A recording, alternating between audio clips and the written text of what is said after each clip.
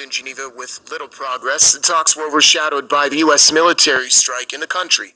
The Syrian government's chief negotiator says that he wants to focus on battling, quote, state-sponsored terrorism, which has been plaguing his country. From Geneva Press TV's Homaleski reports. The sixth round of UN-sponsored Syria talks comes to an end in Geneva. Head of the Syrian government delegation Bashar al-Jafari says his team did not discuss any of the four main issues on the agenda, which include political transition and elections. Instead, Jafari said discussions centered around the US's, quote, terrorist attack that had caused a massacre in Syria. We discussed the massacre that the U.S. aggressor committed in our country. The subject was widely discussed. We want to focus on fighting terrorism represented by armed groups and government terrorism happening against our country. This includes the American aggression, French aggression, and British aggression, whether on civilian or military targets. Representing the main opposition delegation, Nasr al-Hariri said expert-level negotiations on legal and constitutional issues were the only achievement of this round. I think we shall speak about very little achievements. I think that to keep Geneva process alive is an achievement. Concluding the 4 days of talks, UN Special Envoy Staffan de Mistura admitted there'd only been, quote, incremental progress with no detailed discussions on the main agenda items. We are in a most intractable so far conflict of recent history. But we are not going to be passive, and even small incremental moves, any momentum provides some type of hope that we are not just waiting for the golden day, but we are actually working for it. During the sixth round of Geneva talks, the UN Special Envoy also held talks with high representatives from the US and Russia. This is while the Russian Deputy Foreign Minister referred to the latest US-led strike against government forces in Syria as unacceptable and going against the political process. I'm Homaleski for Press TV in Geneva. Reportedly examining the possibility of using an obscure ethics rule to undermine the investigation into ties between the president's campaign team and Russia. Deputy Attorney General Rod Rosenstein has hired former FBI Director Robert Mueller as special counsel to lead the investigation which Mr. Trump has claimed hurts the United States. Mr. Trump's administration is apparently reviewing the Code of Federal Regulations, which restricts newly hired government lawyers from investigating their prior law firm's clients for 1 year after their hiring, two White House sources told the Reuters news agency. Mr. Mueller's former firm, Wilmer Hale, represents Trump's son-in-law Jared Kushner and the president's former campaign manager Paul Manafort.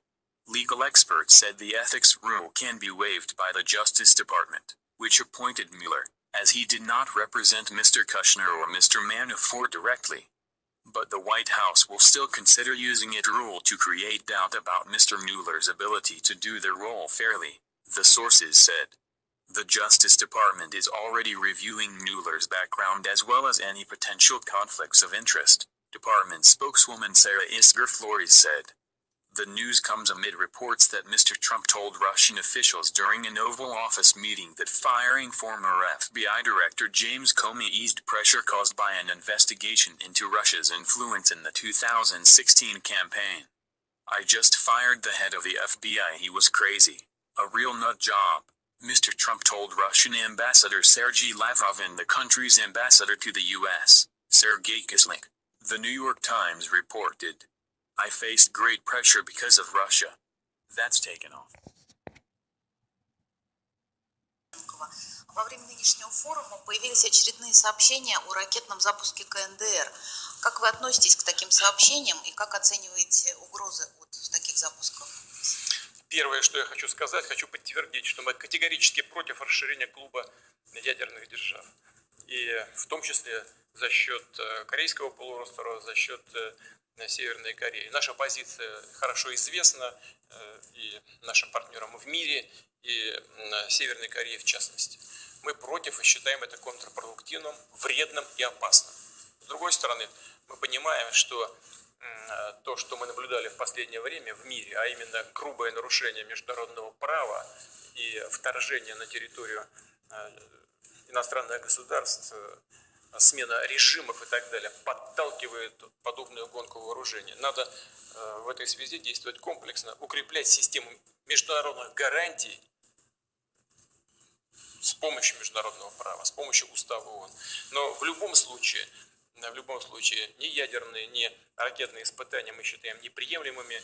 Нужно возвращаться к диалогу с Корейской Народно-Демократической Республикой, прекратить ее запугивать и найти способы мирного решения этих проблем. Возможно это или нет? Я считаю, что возможно, тем более, что положительный опыт такого диалога с Северной Кореей был. Если помните, был момент, когда Северная Корея заявила о прекращении своей программы, но, к сожалению, не хватило, видимо, терпения у всех участников переговоров, но, думаю, к этому нужно вернуться. Что касается конкретно этого пуска, сразу же после пуска министр обороны Российской Федерации доложил мне о том, что происходило. Потом это все было в средствах массовой информации, комментировать здесь нечего. Непосредственно для нас этот пуск угрозы не представлял. Но это, конечно, провоцирует развитие конфликта, и ничего в этом хорошего нет.